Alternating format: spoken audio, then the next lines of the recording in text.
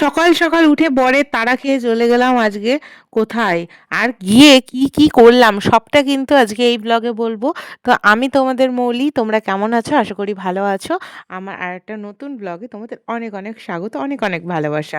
তো চলো আজকের ভিডিওটা শুরু করা যাক। তো দেখো, আজকে আমরা চলে এসেছি শিবনিবাসে। হ্যাঁ, আমি আগেও একদিন এসেছিলাম, কিন্তু আমার দুর্ভাগ্যবশত আমি শিব ঠাকুর দর্শন করতে পারিনি। তো তোমাদের দাদাভাইকে আমি কিছুদিন আগে যখন বিয়েবাড়িতে যাচ্ছিলাম ভীমপুরে, তখন কিন্তু বলেছিলাম তুমি আমাকে একটু শিব মন্দিরে নিয়ে আসবে, শিব দর্শন করাবে। ও যেমন আমার কথা রেখেছে, মানে যেমন বলা তার 3-4 দিন পরেই কিন্তু আমরা শিবনিবাসে আসছি। মানে আজ কদিন আগেই তো বিয়েবাড়িতে গেছিলাম, ঠিক তেমনই কিন্তু আজকে 3-4 দিন পরে কিন্তু চলে এসেছি। কালকে রাতে হঠাৎই তোমাদের দাদাভাই বলল, চলো আজকে তোমার ছুটি আছে, তোমাকে শিব ঠাকুর দেখিয়ে নিয়ে আসি।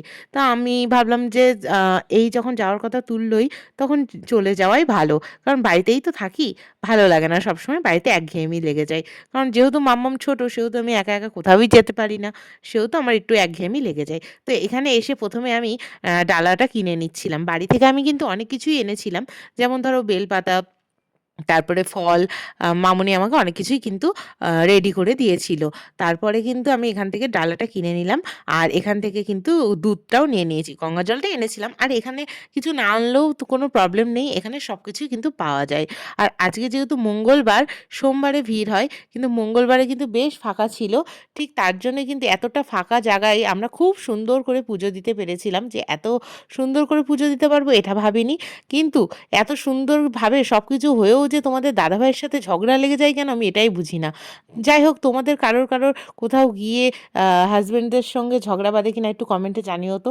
মানে আর কি বলবো, স্বামী স্ত্রীর সম্পর্ক যতটা ভালো ততটাই খারাপ। মানে এই মিল তো এই ঝগড়া। তো যাই হোক, সব কিছুর পরেও দুজনকে ভগবান যেন আশীর্বাদ করে একসাথেই থাকতে পারি।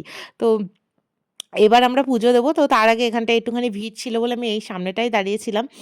আর চলো আমরা কিন্তু সকাল সকালে বেরিয়ে গেছি আজকে বাড়ি থেকে। তোমরা তো জানো তোমাদের দাদাভাই একদম লেট করা পছন্দ করে না। ঝগড়া ঝামেলা টানা হেচড়া করে হলেও আমাকে টাইম মতো বাড়ি থেকে বের করবে।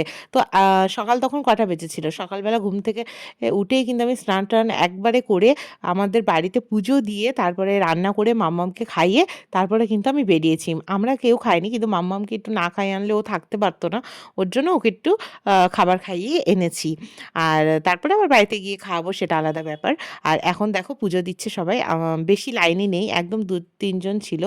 আর অনেকটাই ফাঁকা ছিল। আর এখানে না আমি ছোটোবেলাতেও একবার এসেছিলাম, তখন আমি অনেকটাই ছোট ছিলাম, ওই 4-5 বছর বোধহয়, আমার একটু একটু মনে আছে। কিন্তু আবারও দেখার সৌভাগ্য হবে এটা আমি ভাবিনি। তো যাই হোক, আমার তো খুবই ভালো লাগলো। আমি এর আগেও কদিন আগে এসেছিলাম, তখন তো ঠাকুর দেখতে পারিনি, বললামই তো। তো আজকে মন ভরে পুজো দিয়েছি, আমার তো খুব ভালো লেগেছে। এমনিতে আমি শিবের বড় ভক্ত বলতে পারো। মানে সবাই তো ভক্ত, এবার আমার শিব ঠাকুরটাকে একটু বেশিই পছন্দ হয়। মানে ভালোবাসতে ইচ্ছা করে, মানে ভক্তি করে ভালোবাসে পুজো দিতে ইচ্ছা করে। আর আমার সাথে সাথে কিন্তু তোমাদের দাদাভাইও কিন্তু না খেয়ে এসেছে। ও কিন্তু আজকে প্রথমবার পুজো দেবে। বিশ্বাস করো, আমাদের ইচ্ছা ছিল কি, শিব পুজোর দিন, মানে শিবরাত্রির দিন দুজন মিলে এসে একসাথে পুজো দেবো। কিন্তু মাম্মাম যেহেতু অনেকটাই ছোট, আর শিবরাত্রির দিন ও ছুটি পাবে কিনা, বাড়িতে থাকবে কিনা, তার উপরে ডিপেন্ড করে আমাদের আসা হবে কিনা, কিছুই আমরা বুঝতে পারছি না। তার জন্য ও আমাকে এখনই নিয়ে চলে এসেছে। ইচ্ছা ছিল যে শিবরাত্রির দিন উপোস করে এসে এখানে অঞ্জলিও দেবো, পুজোও দেবো। কিন্তু সেটা যাই হোক হলো না। তবু আগে হয়ে গেল, এটাও ভালো একটা ব্যাপার। কারণ ওই দিন অনেকটাই ভিড় হবে, প্রচণ্ড ভিড় হয় এখানে শুনেছি, আর দেখেছিও ভিডিওতে। তো দেখলাম যে আগে থেকে পুজো দেওয়াটাই ভালো। তো যাই হোক, আগে থেকে একটু পুজোটা দিয়ে গেলাম। আর এখানে তো মেলা বসেছে, তো সবকিছুই তো তোমাদের সঙ্গে শেয়ার করব। তো চলো আগে শিব ঠাকুরকে ভালো করে মন ভরে ভক্তি ভরে পুজো দিয়ে দিই। কি বলো তো, পুজো করতে আর শিব ঠাকুরের পুজো করতে বেশি কিছু লাগেই না, বেলপাতাতেই আমার শিব ঠাকুর খুব সন্তুষ্ট। আর এতটাই উঁচু দেখো, আমি তো ভীষণই লম্বা, আমার হাইট প্রায় 5 ফুট 5। তো তা সত্ত্বেও আমাকে অনেকটা ঝুঁকে ঝুঁকে মানে ঠাকুরকে ধরে পুজো দিতে হয়েছে। অনেকে তো হাতই পাচ্ছিল না। তো যাই হোক, অনেক বড় শিব ঠাকুর, মানে দেখলেই মনটা ভরে গেল। ভাবা যায় না এত বড় একটা শিব ঠাকুর এখানে স্থাপিত হয়েছে। তো এখানে শিব ঠাকুরটা কীভাবে স্থাপন হলো সব কিছু কিন্তু এই ভিডিওতে তোমরা জানতে পারবে। এখানে গিয়ে আমরা কিন্তু একটা পুরোহিতের সঙ্গে কথা বলেছিলাম, মানে এখানে যে পুজো করে ঠাকুরমশাই, তো তার সঙ্গে কথা বলে অনেক কিছুই জানতে পেরেছি। তো তোমাদের সঙ্গেও শেয়ার করব। আমিও অনেক সময় ভুল ভাবতাম, যে ছোটোর থেকে অনেক কিছু ভাবতাম, কিন্তু না, এখানে কিন্তু অন্য কিছুই ব্যাপার আছে। তো তোমরা কিন্তু এখানকার আসল ইতিহাসটা জানতে পারবে। তো এখানে তোমাদের দাদাভাইও পুজো দিয়ে নিচ্ছে। ও সত্যি কথা বলতে এই প্রথমবার শিব পুজো করলো আমার দৌলতে। ও আগে কখনোই উপোস তো দূরের কথা, শিব পুজোও করেনি। হ্যাঁ, কালী পুজো যখন বিয়ের আগে ওর মানসিক পুজো ছিল সেটাতে করেছিল, কিন্তু আদারওয়াইজ ও কিন্তু শিব পুজো করেনি। আর আমি শিব ঠাকুরই বেশি পুজো করি, বাড়িতেও করে এসেছি সকালে, আর এখানেও করছি। আর এখানে আমার মাম্মামটাকে দেখো, আমাকে দেখেছে প্রণাম করতে, ও কিন্তু শুয়ে পড়ে প্রণাম করছে। আমার কিন্তু খুব ভালো লাগে এই ব্যাপারটা, যে আমার মাম্মাম আমার দেখা দেখি, মানে যেহেতু বড়দের দেখেই বাচ্চারা শেখে, আমি যা যা করি ও সেগুলো কিন্তু করে। দেখো বাচ্চারা কিন্তু বড়দের দেখেই শেখে। আর আমার মনে হয় কি আমার মেয়েটা যেন আমি ওকে খুব সুন্দরভাবে সব কিছু সুশিক্ষা দিতে পারি, সব মা বাবাই যেমন চায়। তো এখানে দেখো আরও একটা মন্দিরের মধ্যে এসেছি, ওটা বড় শিব ঠাকুর আর এটা ছোট শিব ঠাকুর। তো এখানে মাম্মামকে নিয়ে ঢুকে পড়েছি। আর এই শিব ঠাকুরটাও কিন্তু অনেকটাই বড় ছিল, কিন্তু ওই শিব ঠাকুর চেয়ে কম। তোমরা তো সবাই জানো যে এই ঠাকুরটা আর ওই ঠাকুর, মানে ওই শিব মন্দিরের যে বড় ঠাকুরটা আছে, বড় শিব ঠাকুরটা, সেটা নাকি তলা থেকে উঠেছে।